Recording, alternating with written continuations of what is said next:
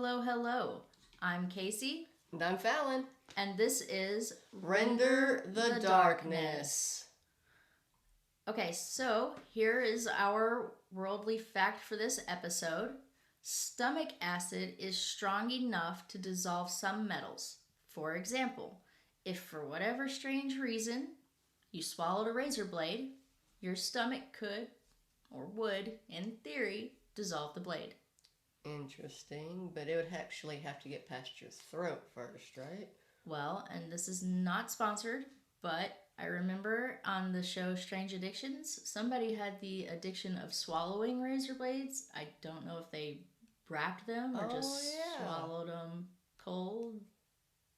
Huh. But okay. Yeah, I think I kind of remember that episode. I just don't remember, like you said, if they wrapped them or if they just swallowed them like they were. But you figure if they did, it would have to mess up the throat. So, I mean, have to.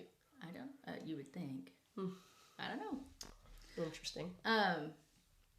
Maybe that's a question that a listener could answer. Yeah, maybe. I also read that your stomach could dissolve zinc. So if for whatever reason you accidentally swallow like a penny, it could dissolve the zinc. I know my last case was a serial killer. This case came in as a listener recommendation, and I have never heard of it, so I had to do it. This case is about Bela Kiss, a Hungarian serial killer. And let me tell you, it was very interesting learning about this guy. But before we dive into it, I definitely want to take a second to thank the listener who recommended it.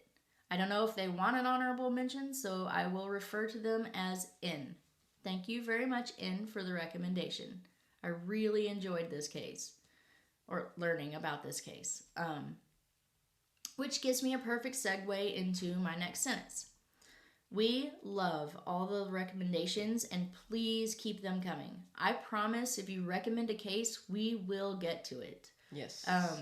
That being said, it occurred to us that when we started asking for the listener recommendations, we forgot to ask a huge favor, which is if you could, when you're messaging or inquiring however you are about us doing a case, if you could just let us know if you would like your name to be mentioned or if you would not like your name to be mentioned.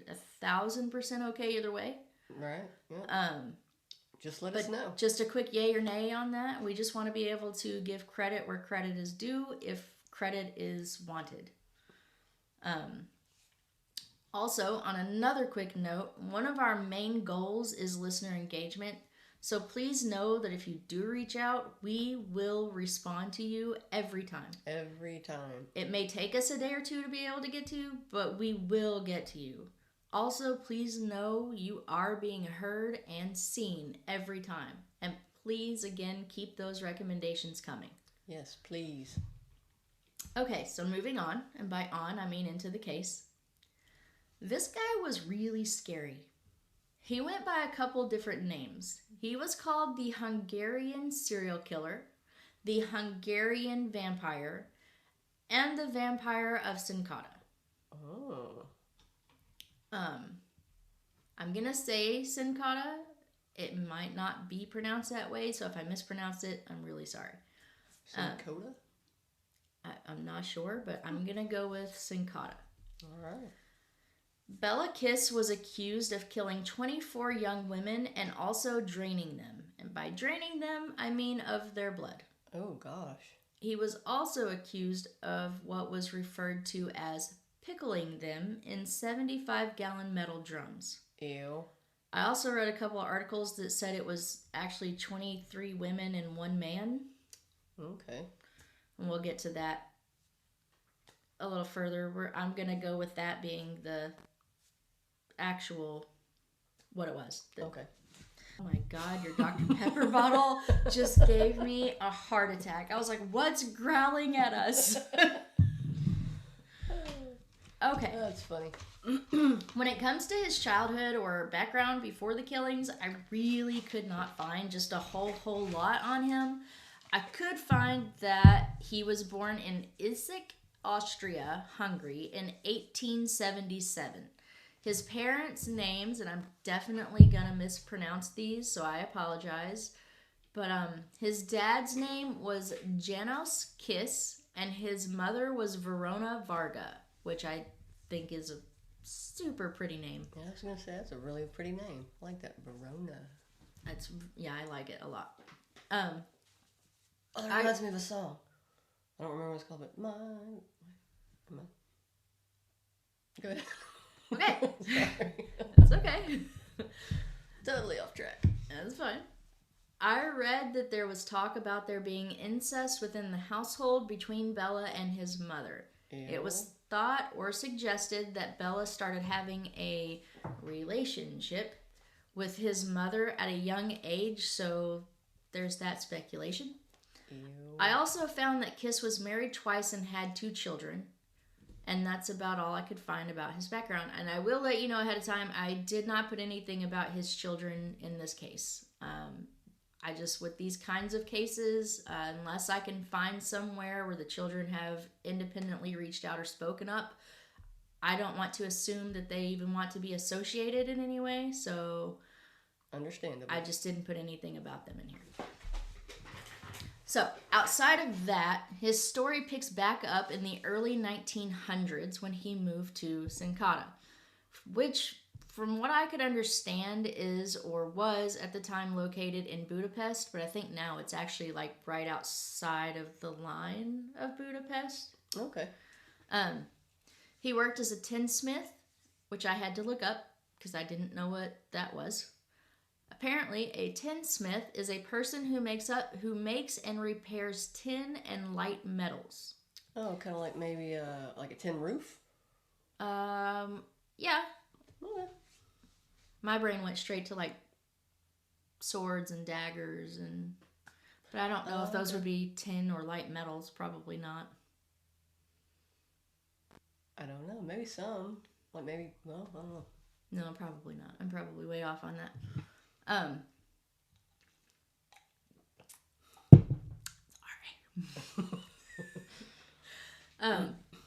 I also read that he dabbled in astrology and occult practices. Upon moving to Sincada, he also hired an elderly woman named Miss Jakubic.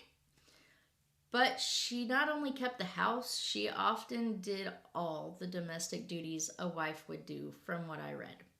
Like all the domestic duties? From what I read. Oh. They were not specific. They just kept saying all. Okay. Kiss was considered by all rights a very handsome man. He was said to be tall, blonde-haired, and blue-eyed. He was often called a gentleman, and he threw a lot of really lavish parties that really drew the townspeople in, especially the women. Oh. But from what I read, these parties are not actually where he would get his victims. Huh. What he would do is he would put out personal ads and claim to be a widower looking for marriage or a psychic to lure women in. Oh. Around 1903 is when he put out his first personal ad under a fake name. He used the name Hoffman. Women quickly started responding. Some of them even went so far as to give him money, like all of their money and all of their assets. What would make them want to give him all their assets without even meeting this dude? He was a schmoozer. He was a charming man, from what I read. He could pretty much talk somebody into just about anything. Wow. Not a good idea. Yeah, no. Over schmoozers? Question that. Oddly enough, no one ever actually got to meet any of the women that were going in and out of Kiss's home. And there was said to be a lot of women going in and out of Kiss's home. So for nobody to have met them, that's a bit strange. Yeah, that's a little strange. He did end up meeting a young lady in 1912 who was 15 years younger than Kiss. Her name was Maria. He would actually end up marrying Maria.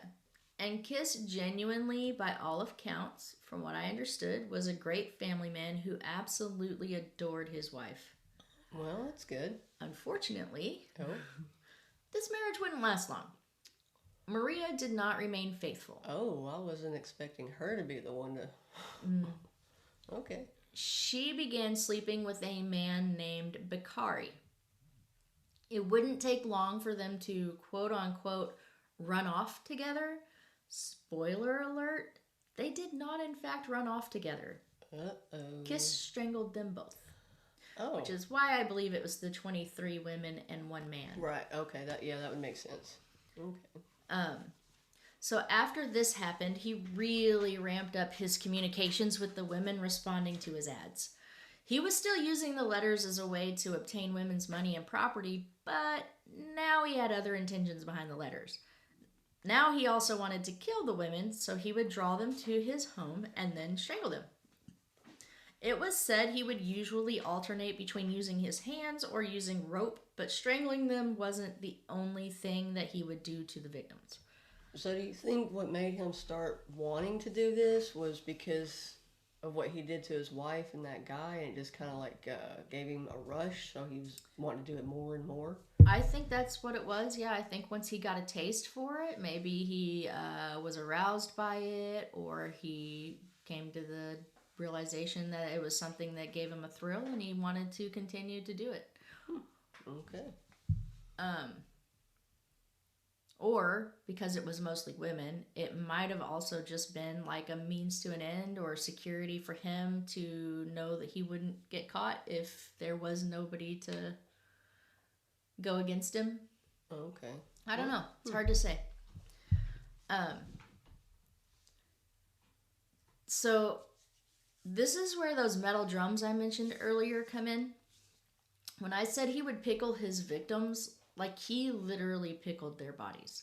He would fill the drums with methanol, which I think I read it was actually called wood alcohol.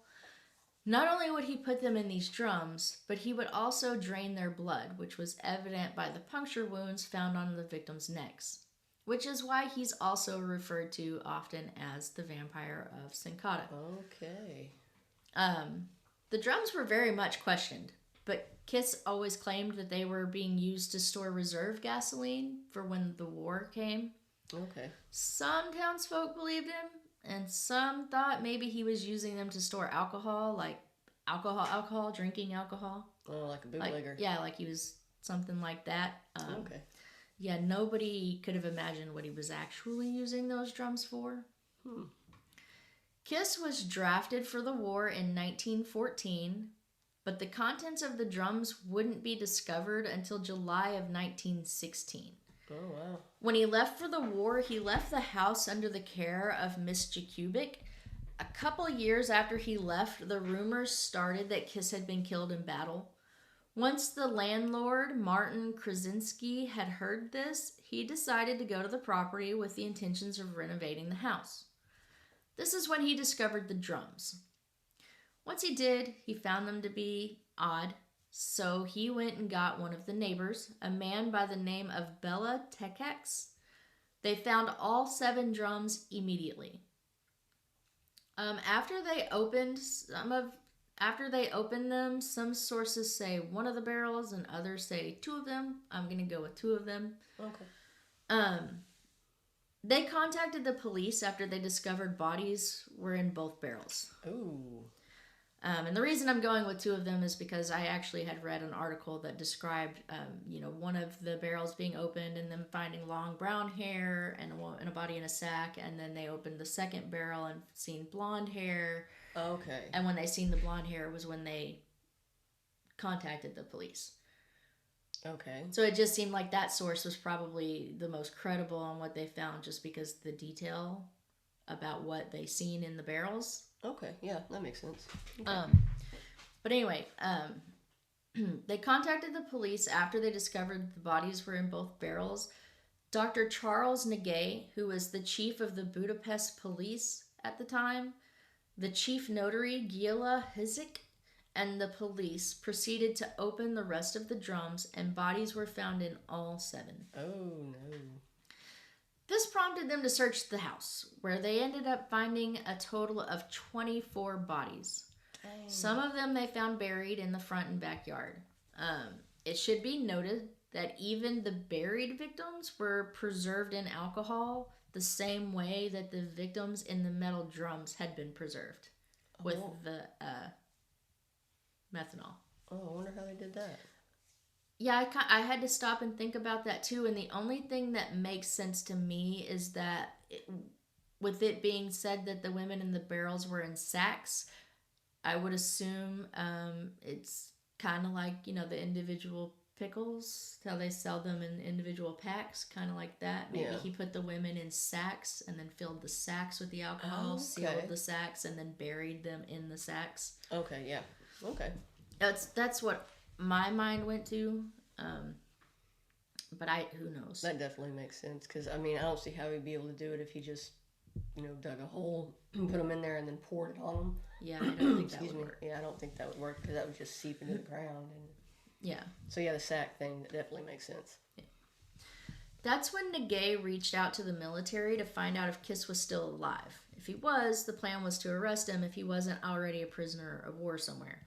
Okay. Unfortunately for detectives, Kiss had a very, very common name.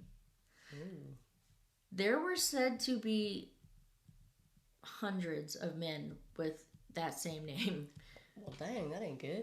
So it made it really difficult to track the right Kiss down. I can see that, yeah. In the meantime, they went ahead and arrested Miss Jakubik. But why? Well, she's the one who's in front of them. She's the one who's there, so maybe they can press her for some kind of information. After arresting her, they made sure to stop any outside communication that was intended for Kiss by contacting all of the local telegraphers and the postal services. And the reason they did that is because they were thinking it was possible he had had help in the murders. Oh, okay. One thing that worked in the investigators' favor, for lack of better words, was that because of the way Kiss preserved the victims, most of them were still recognizable. So investigators began to focus on identifying the victims while they were waiting on the military to respond back with the news of Kiss. Okay. Miss Jakubik was adamant she didn't know anything about the killings or the bodies being on the property. She even went so far as to show them to Kiss's bedroom and let them search, but they didn't find anything evidence-wise in his room. But they did notice a locked door. Ooh. When they asked Miss Jakubik about it, she exclaimed, "That is the secret room of Bela Kiss. He told me never to enter it and never let anyone in." However, after some pressing, she did eventually relent and she gave him the key. Locked doors are not good. I think we said that in the last episode. I think so. Nothing is ever good behind a locked door. No, don't open Not in the history doors. of locked doors ever has there been something good. If you're not supposed to be in there, don't do it. But, detectives, after finding what they found, they had to. So Well, there yeah, are some exceptions to the rule, but like the common Joe, don't go do into it. the locked door. No. Police, you probably should, every time. True. Yeah. Anyway, once opening it, the first thing they seen were bookcases covering every wall of the room, completely full of books. The only furniture was a desk and a chair. The letters I mentioned at the beginning, you remember those? Yeah. They were found in the desk, but that's not all they found. Oh. They also found photo albums filled with pictures of over 100 women. Ooh. Obviously, that's a lot of ladies. Yeah. Obviously, after finding that, Dr. Nagay's immediate concern was that there may be more victims somewhere. Right. All the women in the letters wanted marriage from Kiss. Why? Again? He was a charmer. Just why? He was a charming man. I read that Kiss would ultimately end up getting around 174. And again, there was another source that said 175, so just let me throw that out there just in case that's the right one. Okay. But I'm going to stick with 174. Around 174 marriage proposals. He seemingly accepted at least 74 of them because that's how many he maintained communication with via the letters. Wow, 74 proposals that he accepted. That's a lot of writing. That is a lot of writing. But, the end game, end goal. Well, unless, he decided he's just going to write. I guess it still would be a lot of writing, but he just, wrote the exact same thing to all of them. It'd still be a lot of writing. Yeah, because I guess back in the day, they didn't have copy machines. No. Probably not at this time, no. In the early 1900s, Yeah, I don't think so. Dr. Nagay also observed the type of books a man like Kiss would own, and he discovered that there were many books about poisons and books about strangulation. After thoroughly searching the room, Nagay went back to interrogate Mrs. Jakubik. She was convinced that there was just no way Kiss killed those women. She even recalled a time that he made splints for a dog that had broken its legs and took care of it until it was better. Well, She claimed he was a good man and could never hurt a thing. Yeah, but just because you're good to a dog doesn't mean you're not capable of harming a human. Right. I've never had a dog talk back to me. Despite her admitting there was a frequent amount of women coming and going from Kiss's house, she also claimed that she never engaged with any of the women and stayed to her own business. Dr. Nagay was still suspicious of what she was saying because he also knew that Kiss had it in his will that Mrs. Jakubik would get all of his money upon his death. And it was a good amount of money. I mean, all the ladies' money. All the ladies' money, but it was in his possession, so technically it was his money. And she was said to get it if he had died in the war, like they were suspecting that he might have. Yeah, okay. But Mrs. Jakubik stood by the fact that she had no knowledge that she was in that will. And the police ultimately didn't get anything in the way of like a confession from her or anything. She didn't say anything that would implicate Kiss in any way, so they didn't really have a reason to keep her. Okay. Dr. Nagay's next move was to get a hold of every police department in every location he found a woman to be from based on the addresses on the letter. Nagay believed that Kiss focused on what he focused on in the letter communication was if they had any close relatives. If they didn't, those seemed to be the ones he chose to be his victims. That's based on the letters.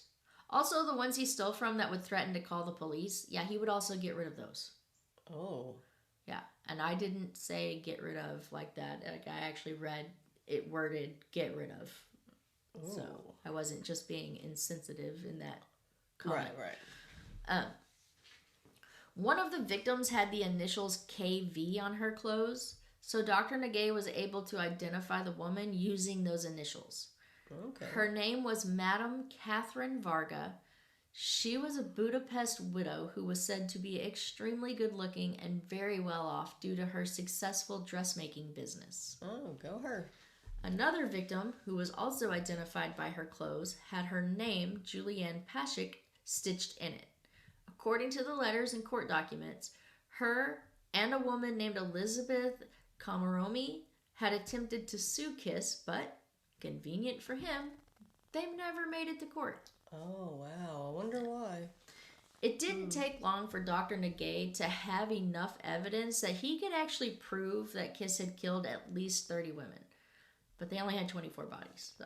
Oh, so he knew that he did he 30, but they could only get him for 24. Correct. That's, okay. So finally, after 2 years, on October 4th, 1916, a Siberian hospital reached out to Dr. Nagay to inform him that a soldier named Bela Kiss died of typhoid in 1915. But immediately following that letter, he received another letter claiming that Kiss was actually still alive and was a patient of the hospital. So the same hospital? Same hospital. Huh. Okay. So when Dr. Nagay arrived at the hospital, he approached the bed that Kiss was supposed to be recovering in, and they found the person laying there was not only deceased, but also wasn't Kiss. Oh. Somehow, the real Kiss knew Dr. Nagay was coming and managed to put another soldier's body in his bed. I wonder how he knew that. I have no idea. Huh. At this, Dr. Nagay panicked and sent out warnings to all of Hungary that Kiss, or as he referred to him as the monster of Sinkata, was still alive. Wow. They would get many leads from all over the world. In 1920, there was a member of the French Foreign Legion who reported that he thought one of his fellow members could be Kiss, but he knew him as Hoffman. Sound familiar? Hoffman, yeah. When the police went to question Hoffman, he was long gone. Of course Nowhere he was. to be found. After that, it was suspected that Kiss was a prisoner in Romania, but at the exact same time he was supposed to be a prisoner in Romania, it was also claimed that he had died of yellow fever in Turkey. Man, he's just everywhere. There was even a report by a New York homicide detective named Henry Oswald. He said he saw Kiss walking out of a subway in 1932. Okay. Now, all the claims and all the sightings that people claim to have had over the years of Kiss, Oswald's claims seem to be the most credible because of his reputation. He was known as the quote-unquote camera eye due to his innate ability to remember faces. Okay, so he had like a photographic memory. I would assume something like that, yeah. It said he never forgot a face. Okay. Oswald said the crowd was just too big, so he was unable to pursue the suspect. So if it was Kiss, he got away. And again, of course he did. And the last claim that I could find anyone ever made of a Kiss sighting was that Kiss was working as a janitor at an apartment building. This was in 1936, but yet again, by the time the police arrived to question him, he was gone. Kiss was never caught. Dang, does he just like poof? Just poof. I don't know if he's got like a crow that just flies around and listens and then brings him back the message like, hey, they're coming. I have no idea. This guy is like Houdini of his time. I don't know. David Everett said it better in Human Monsters when he said, despite all the globe-trotting by Kiss, no other murders were ever attributed to him. Which basically means that despite him being everywhere and having plenty of opportunity to commit murders other places, no other murders were ever linked to him. Oh yeah, but I mean, he could have decided to change the way that he did it. Well, that's true, but again, none of them were ever attributed to him. So, which, with all that being true, it is really scary to think about, like, that not having any murders attributed to a person does not necessarily mean said person did not commit other murders. Right. It just means none were ever traced back to him. Right. Which means not only was he never caught, but the true number of victims remains unknown. Yeah, because it could be a whole lot more than the 24 or the 30. Sure. Like a whole lot more if he like bounced around in these different places. It could have been, yeah. Which you'd think that would be the end of the Bela Kiss story. But Bela Kiss lives on in one form or another. He has been reimagined in many different ways by many different people. For example, there's a Swedish metal band that's called Bela Kiss. Another metal band called PUS who recorded songs about him. Okay. There was even an idea pitched for a silent movie inspired by Kiss that was written by the famous French actor / playwright / poet Antonin Artaud. I probably did not say that right, and I'm sorry. He was going to call it 32. And even though it never became a movie, or it becoming a movie never came to light, it can be found in Volume 3 in his collected works. The premise was almost spot on to the actual events, but he did alter a few of the details. Okay. In his script, he wrote Kiss's character as a medical professional. He gets approached by a younger woman after one of his lectures and she starts venting her sorrows to him. Kiss's character takes pity on her and invites her back to his place. When they get there, the woman sees 32 barrels and it freaks her out, so she flees quickly. Later, the war begins and Kiss's character is drafted. Then rumors circulate that he's been killed in battle. They remember that the professor was said to hoard paraffin at his house, so authorities go to his house and begin opening canisters. When they do, boom, they discover a dead woman had been, you guessed it, strangled with a silken cord. Okay, but he changed the amount of victims, right? Well, he changed the amount of barrels, and he changed that he was a medical professor, and he strangled him with the silken cord in Okay. this one, and then the paraffin being at his house, and so he changed some details, but most of it it's is pretty... the gist of what happened. Right.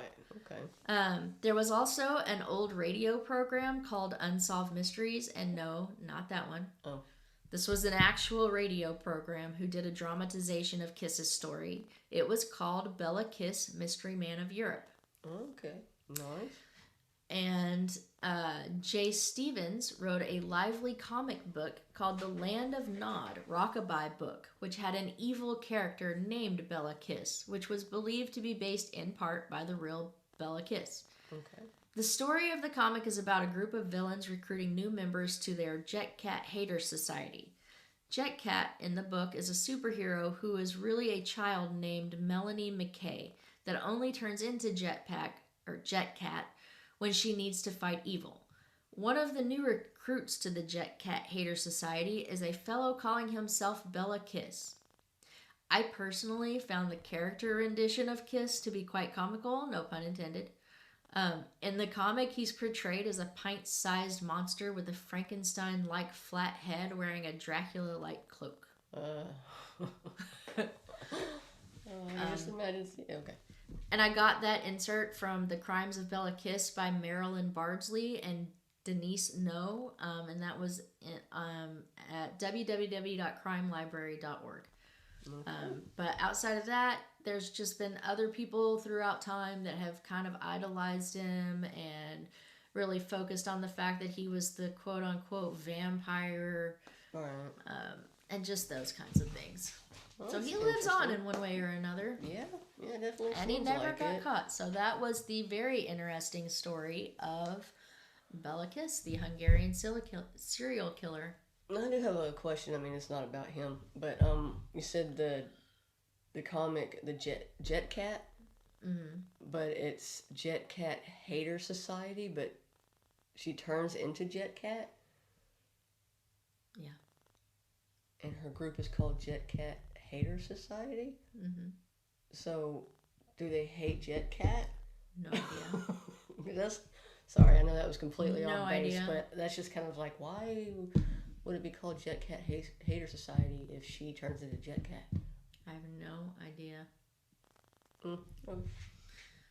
But yeah, that was my story of Bela Kiss. Thank you again for the recommendation.